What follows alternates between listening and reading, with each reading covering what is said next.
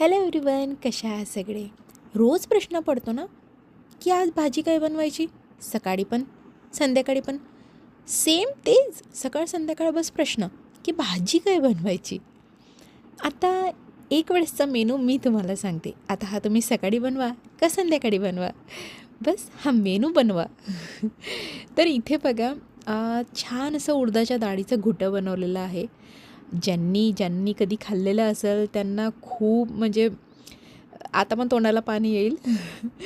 तर अयो, काय घुटं लागते. म्हणजे जर कधी माणूस एखादी चपाती खाणारा असला ना तर माणूस 2 चपात्या नक्की खाणार. तसं घोट्यासोबत चपाती नाही, भाकरीच खातात. बस म्हणायला चपाती म्हणली मी. तर ह्या अशा टमटमीत फुगलेल्या भाकरी आणि हे असलं घोटं, जर तुम्हाला ही रेसिपी पाहिजे असेल तर खाली मी मेन्शन केलेलं आहे, नक्की बघा. Thank you so much.